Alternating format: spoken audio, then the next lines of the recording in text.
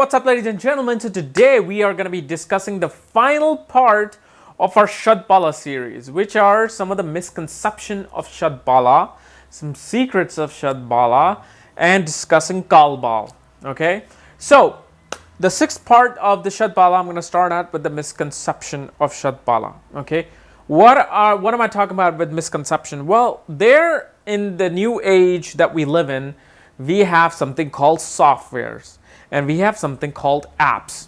And there's a lot of these app softwares that I have, that have this automatic calculative chart of your Shadbala. Like it takes all the calculative things that the programmer put in there, what considers as a strong or weak position for the planet, it shows in this scale of bars. Okay, so like the Jupiter might have the highest bar, meaning that Jupiter is the strongest, where Venus has the lowest bar and Venus has the least amount of power.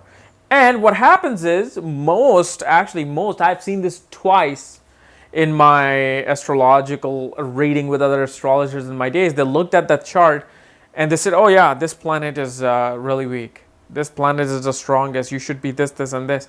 And I'm like, no, that's how is it that you're not right? If the software is saying that, it should be right, but it wasn't correlating with me. I wasn't some PhD higher educational guy, even though it showed Jupiter with the highest thing. No, it just, and here's another thing.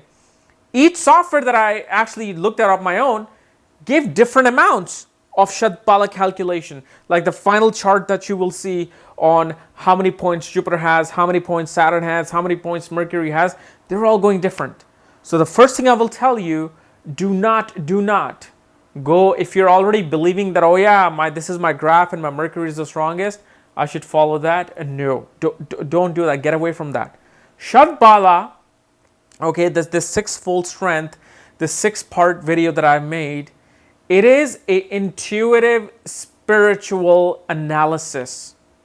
It is not a computer analysis. You're going to lose every time. Okay, I can show you some of the most famous people, including Einstein, who have had the lowest points for the Mercury, yet he was the most intelligent person.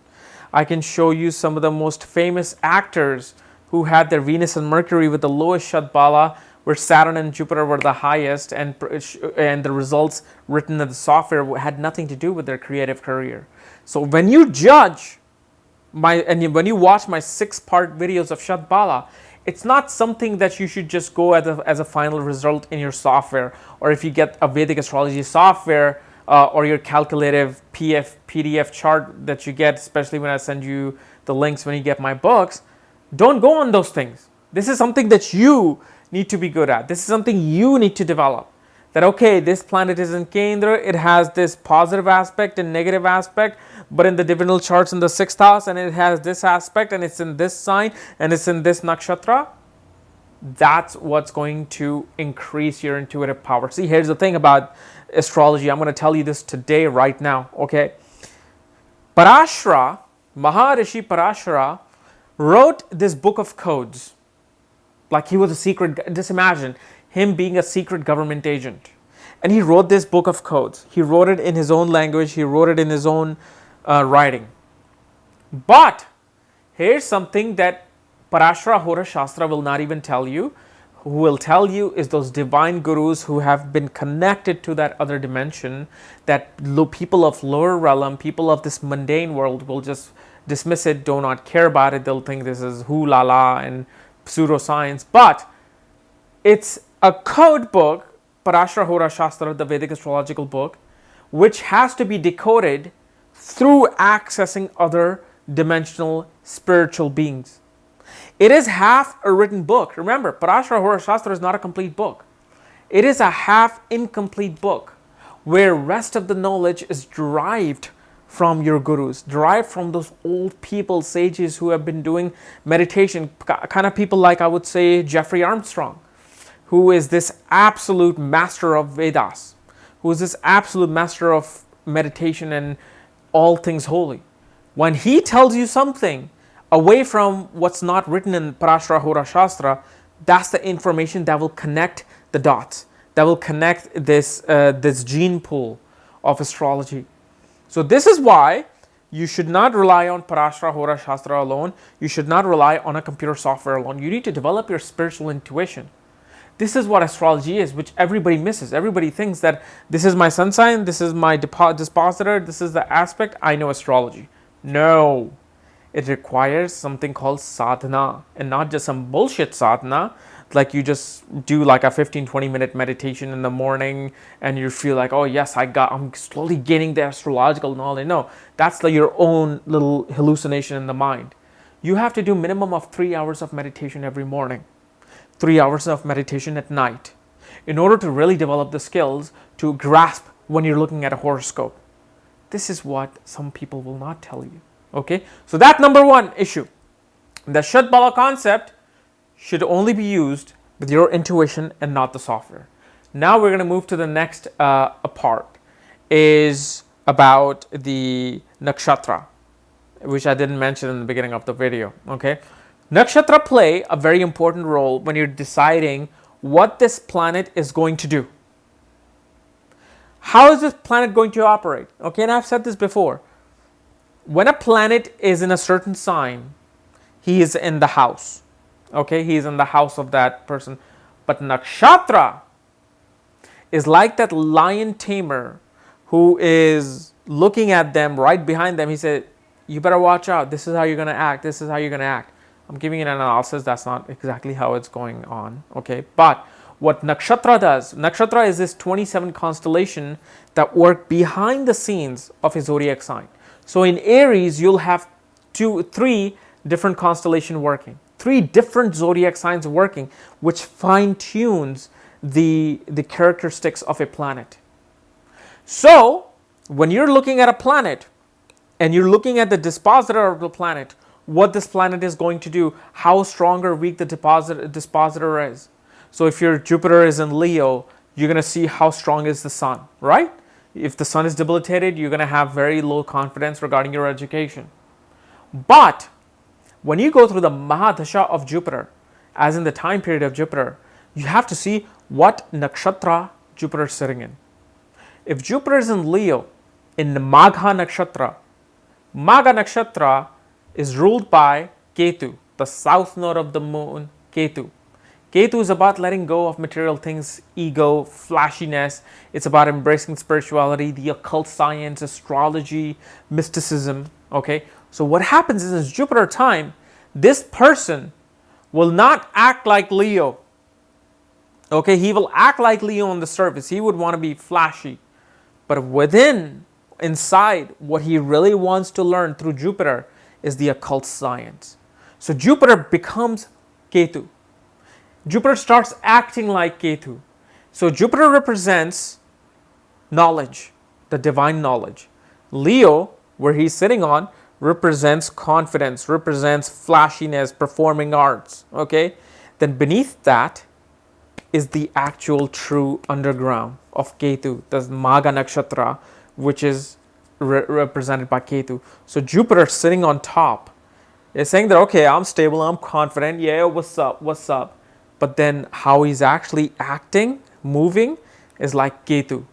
He's driving the person towards spirituality. He's going to give things in his life where he will fail and he will go to gurus and he will fail. He will look to spirituality, to tarot cards, to astrology and numerology, and wanting to find what's going on in his life.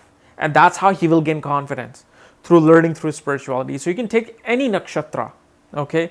You can take any nakshatra. If Jupiter is in Brahmi nakshatra in Aries, Jupiter is going to be very headstrong. He's going to be motivator. He's going to be, let's do it.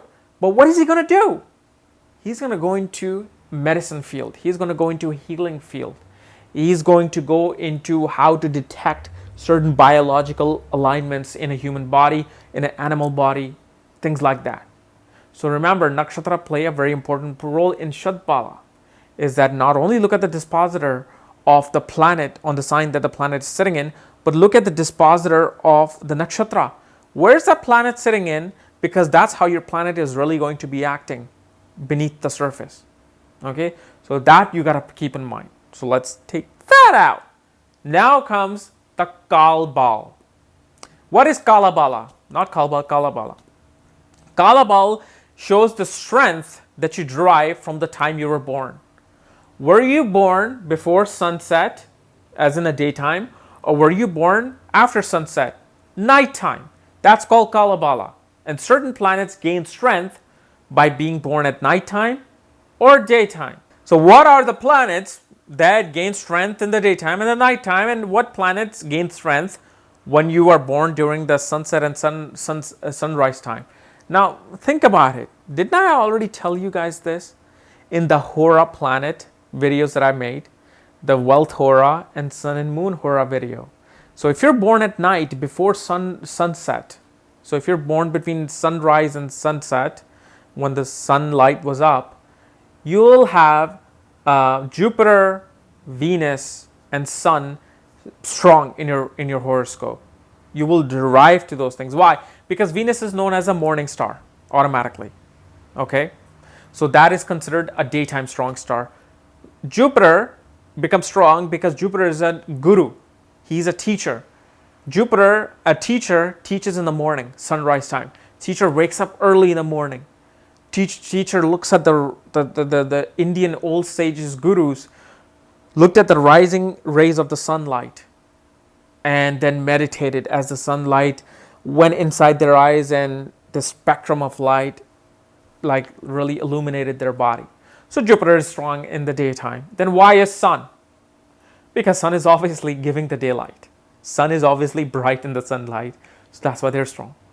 And in the twilight time, if you're born right on the sunrise or right at the sunset, then Mercury is going to be strong no matter what.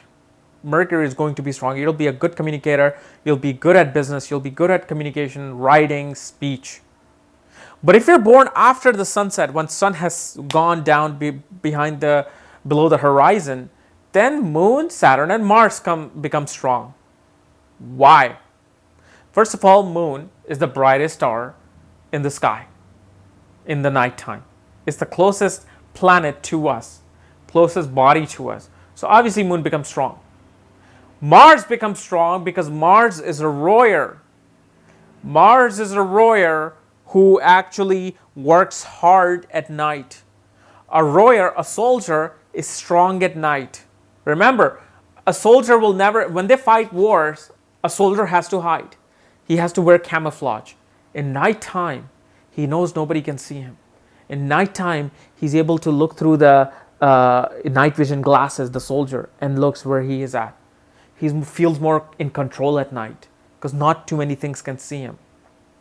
Then Saturn. Why Saturn is strong at night? Because Saturn represents the dark world. Saturn represents the world. He represents the opposite of the sun. If sun is the light, Saturn is the night. If sun represents illumination, Saturn represents the underground. So that's why Saturn automatically becomes strong at night. So when you're born in the daytime or nighttime, these three group of planets will become strong and weak.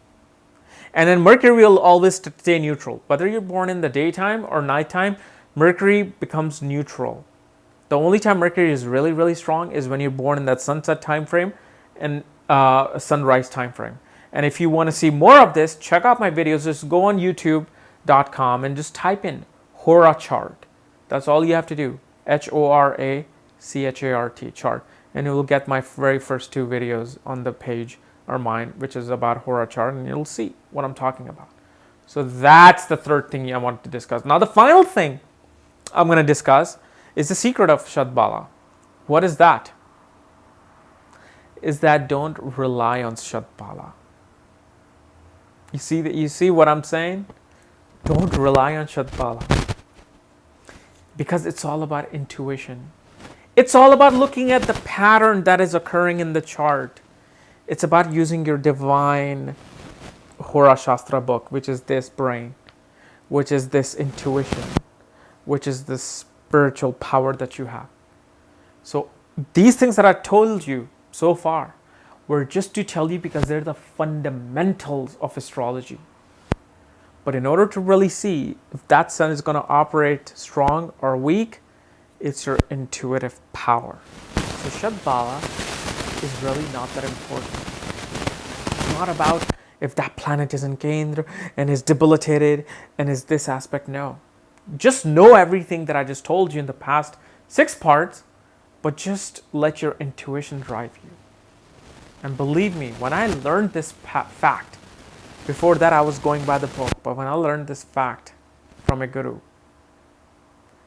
it just changed everything for me.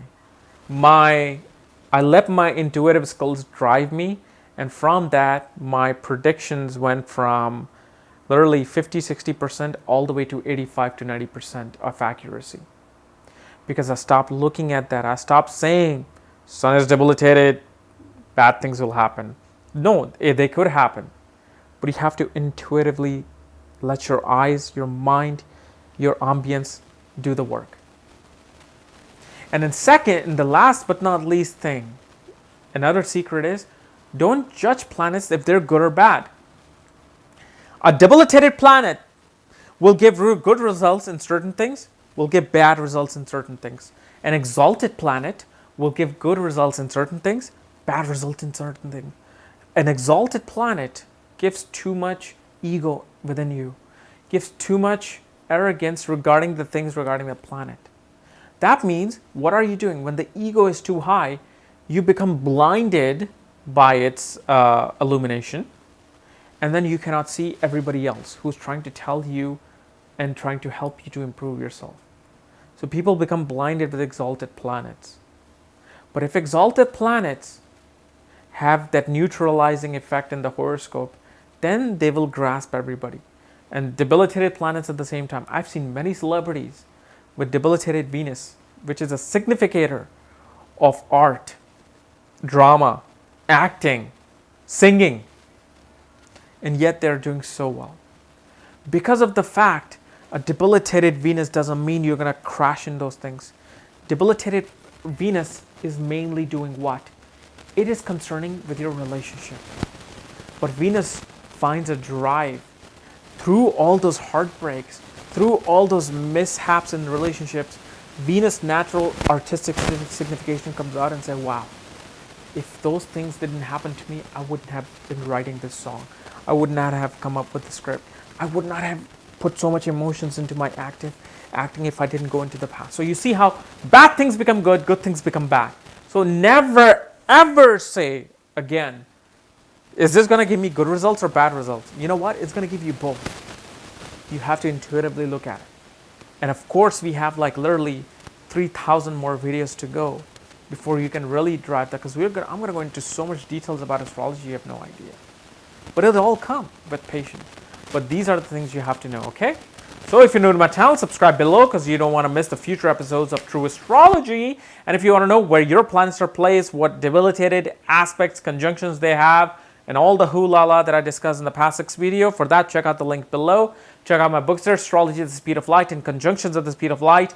And when you get these books, I will send you the link to look at your own chart. Just make sure you follow the directions below. And remember, I finally finished my book, Aspects at the Speed of Light, where it'll show you in the most easiest form how to study planetary aspects and some of the secrets and aspects that you don't hear anywhere else. So that book is going to come out somewhere in September, which I will announce later on. All right? Bye-bye.